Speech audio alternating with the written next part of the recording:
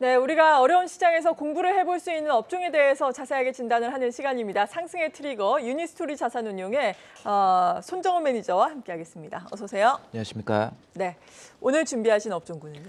네, 오늘은 우주 산업에서도 우주 관측 위성과 영상 데이터 시장에 대해서 준비를 했습니다. 지난번에 한번 우주를 한번 다뤄드린 적이 있는데요. 2024년 올해에는 뭐 수요 측면이라든지 이제 정치에 관련된 불확실성 때문에 뭐 반도체를 제외하고 섹터를 찾는 게 쉽지 않은 시장이 되는 것 같은데, 그럼에도 정책과 수요와 관계없이 성장성에 대해서 주목해볼 분야가 24년부터 우주가 될 것 같아서 그 중에서 이제 좀 핵심적인 부분을 준비를 했습니다. 네, 우주항공청 설치로 인해서 관련 사업이 과연 탄력을 어느 정도나 받을 수 있을지 궁금한데요. 미국 같은 경우에는 또 스페이스X가 상당히 우주항공과 관련해서 잘하고 있잖아요. 이러한 부분들, 전반적인 상황들 말씀해 주시면 어떻습니까? 네, 맞습니다. 지난 9일에 우주항공청 설립을 골자로 하는 우주항공청 설립 특별법이 통과가 되고, 올해 5월이 되면 우주항공청 설립이 거의 확실시되는 분위기이고요. 이렇게 되면은 뭐 당장의 예산과 관련된 부분보다는 향후에 국가가 다른 해외 국가들과의 협력이 강화될 수가 있고, 그에 따라서 국내 기업들의 수혜가 커질 수 있다는 부분에 주목을 할 필요가 있고요.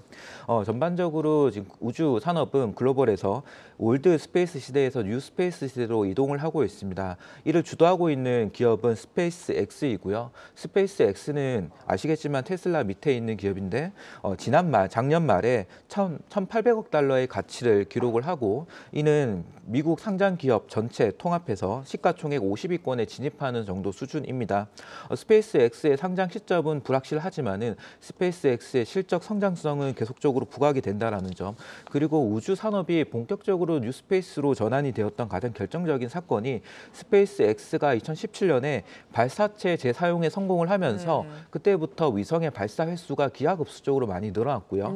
이를 활성화시키기 위해서 스페이스 X는 자체적으로 스타링크라고 하는 사업을 두면서 우주 위성 통신을 많이 발사하게 되는데요. 현재 우주 상공에 띄어져 있는 위성 숫자는 대략 한 8,000개 정도가 되는데요. 이 중에 5,000개 정도가 스페이스 X가 띄운 우주 위성이라고 보시면 되고, 향후 2030년까지가 되면은 지구 궤도에는 6만 개 정도의 위성이 올라간다라고 보시면 됩니다. 즉 매년 위성이 발사되는 횟수는 계속적으로 기하급수적으로 커지게 될 것이고, 여기에 저는 주목하는 부분은 당장은 이 위성 통신과 관련된 부분에 대해서 시장은 주목하고 있지만은 중장기적으로 본다고 하면 관측 위성 혹은 정찰 위성에서의 데이터 시장이 본격적으로 커지는 시점에 주목을 할 필요가 있다라고 생각을 하는데요.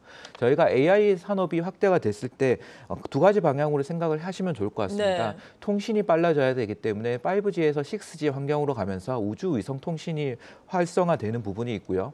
AI 서비스를 확대해서 위성 데이터를 팔아먹는 시장으로 수출까지 열리는 시장이 확대될 수 있다는 두 가지 측면에서 보시면 좋을 것 같습니다. 네, 위성을 중심으로 한 우주 항공 쪽이 기하급수적으로 말씀하신 것처럼 위성의 수가 증가를 하면서 확대가 될 것이면 자명한 사실인데, 국내의 이런 관련된 산업의 현황은 지금 객관적으로 어떻습니까? 국내 기업들은 우선 군 정부를 보게 되면은 선진국 중에서는 다소 늦었지만은 그렇다고 해서 전 세계에서 7번째 혹은 8번째 정도 수준의 우주 강국이라는 점은 부인할 수가 없는 것 같습니다. 지난 2022년 6월에 누리호 2차 발사에 성공을 하고 작년에는 3차 발사에 성공을 하면서 전 세계 7번째의 실용 목적의 발사체 개발이 가능한 국가가 되었습니다. 이를 통해 가지고 한국에서는 2027년까지 차세대 발사체 개발을 하고 있는데요. 이 발사체가 중요한 이유는 자체 발사체 기술력을 가지고 있으면 그에 따른 정찰 위성, 관측 위성의 발사 횟수가 기하급수적으로 늘어날 수 있다는 부분이고요. 이에 따라서 국가에서는 2028년부터 저궤도, 정지궤도, 소형, 중형 가릴 것 없이 대부분의 위성 탑재가 가능할 것으로 보여서 이에 따라서 한 3년 앞당겨서 2025년부터는 관련된 위성 산업의 제조가 시작될 것이기 때문에 수주가 24년, 25년에 크게 폭발적으로 성장할 것으로 기대를 합니다. 이와 관련한 국가 정책으로는 주요한 정책으로는 425 사업이라든지 사르 사업, 초소형 위성 체계 사업이 있는데요. 여기에 가장 앞서 있는 기업이 한화 시스템입니다.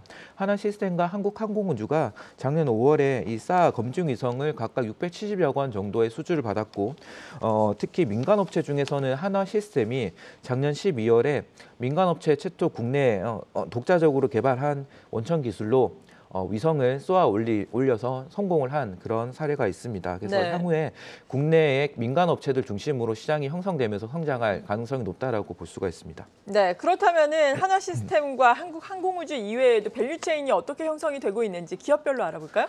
이게 글로벌 관점하고 한국 관점이 다른데요. 한국은 다소 후발주자였기 때문에 제조 중심으로 우주 산업이 형성이 되어 있고 선진국들은 이미 위성을 많이 발사를 했기 때문에 네. 데이터 서비스 시장 중심으로 형성이 되어 있다라고 이해를 하시면 되고요. 앞서 제조 중심이 업스트림 관점, 서비스 관점이 다운스트림 관점이라고 보시면 되는데요. 향후의 성장성은 다운스트림 쪽으로 서비스 관점으로 시장이 확대가 되어야 되기 때문에 오늘 주제가 이 우주 항공 산업에서도 데이터 시장에 주목을 하자라고 준비를 했고요.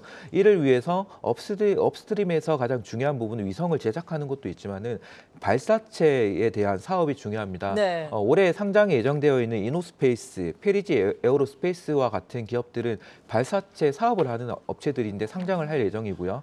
이에 따라서 또 여러 서비스 업체들이 상장을 하게 될 텐데 올해 또 루미르라고 하는 회사가 이 다운스트림에서 영상 데이터 시장을 같이 하게 되는 회사로서 상장이 돼서 유망하게 보고 있습니다. 네, 그렇다면 위성 영상 데이터 시장에 대해서는 어떻게 보시는지 이 부분도 준비를 하고 있는 사업체들이 꽤 많나요? 예, 맞습니다. 우선 현재는 군 정부 중심으로 시장이 형성되어 있는데요. 우선 이해하실 게는 이제 관측을 한다, 정찰을 한다, 목적이 중요한데요. 네. 현재 군 정부에서 추진하고 있는 정찰 위성의 주요 골자는 북한 감시용이 대부분이고 이에서 확대가 됐을 때 여러 가지 목적을 띠게 됩니다. 예를 들어 기상을 파악한다든지 국토 이용 목적이나 자원 관리 목적으로 확대가 되는 부분으로 위성 발사 횟수가 늘어난다라는 것이고요. 이게 좀 더 확대가 됐을 때 발사체 기술력이 된다고 하면 민간 업체들도 참여하는 수준으로 향후 몇 년 안에는 오게 될 것 같습니다. 이 AI 활용도가 높아지게 됨에 따라서 민간으로 산업이 확대가 되게 되면 결국 가장 큰 수혜를 받을 수 있는 회사는 하드웨어와 소프트웨어 기술력을 모두 가지고 있는 회사가 될 것이고요. 즉 정리를 하면 위성을 자체적으로 만들 수 있는 회사이면서 AI 소프트웨어를 가지고 데이터를 처리할 수 있는 회사가 가장 큰 수혜를 받을 것이라고 생각을 합니다. 네. 이러한 업체로는 상장된 회사 기준으로는 세트랙아이가 있고요. 곧 상장될 회사 중에서는 루미르라고 하는 회사가 있습니다. 두 회사의 차이점은 세트랙아이 경우에는 위성에 탑재되는 기술력이 광학, 2호 방식의 위성을 중심으로 하고 있고요. 물론 한화그룹에 인수되고 나서 한화 시스템이 잘하고 있는 싸 위성에 대해서 시너지를 낼 수 있기 때문에 여러 가지 시너지 측면에선 세트랙아이를 유망하게 볼 수가 있고 이 세트랙아이 자회사를 통해서 데이터를 분석하고 판매하는 사업을 하게 됩니다. 루미르 경우에는 올해 하반기에 상장될 예정인데요. 이 회사는 싸 위성에 특화되어 있는 글로벌 탑 수준의 기술력을 가지고 있고 이를 통해 자체 위성을 제작해서 발사를 하고 네. 관련된 데이터를 분석하고 판매하는 사업을 하게 되기 때문에 이 두 기업을 장기적으로 계속 주목하고 이러한 시장에 대해서 계속적으로 유망하게 생각을 해서 우주 산업을 좋게 보고 있습니다. 우주 산업에서는 그러니까 상장사 가운데서는 세트랙아이가 탑픽인 거예요? 가장 탑픽은 사실 세트랙아이와 함께 한화그룹 전반적으로 보고 있고요. 대형주냐 중소형주냐 차이가 있을 것이고 주가의 차이가 있을 것 같은데요. 네. 한화 에어로스페이스, 한화 시스템이 있지 않습니까? 이 중에서 우주에 좀 더 특화되어 있는 기업은 한화 시스템. 앞서 작년 12월에 자체적으로 위성을 만들어 가지고 쏘아 올려서 우주에 안착시켰다라고 하는 민간 업체로서의 가장 높은 기술력을 인정을 하고 있고 주가는 많이 올랐다가 최근에 하락을 했는데요. 네. 4분기의 실적에 대한 불확실성과 좀 다소 눈높이를 낮추는 부분이 있었는데 뭐 이런 시기가 시간이 지나면은 다시 좋은 기회가 될 것 같고 오늘 다루진 않았지만은 네. 인텔리안 테크가 위성 통신과 관련해 가지고는 안테나를 만드는 회사입니다. 주가가 최근에 하락을 했는데요. 오늘 4분기, 52주 최저가예요. 네, 4분기 실적 우려 때문에 하락을 했는데 21년 이후에 가장 낮은 수준의 주가 수준 별 차이 나지 않는 것 같습니다. 그래서 1분기 정도 안에는 다시 좋은 매수 타이밍이 올 수 있겠다라고 생각하고 있습니다. 네, 매수 타이밍을 노리면서 지금은 약간 지켜봐야 되겠습니다. 오늘은 우주 항공 쪽에 대해서 도움 말씀 들어봤습니다. 유니스토리 자산운용의 손정우 매니저였습니다. 고맙습니다. 감사합니다.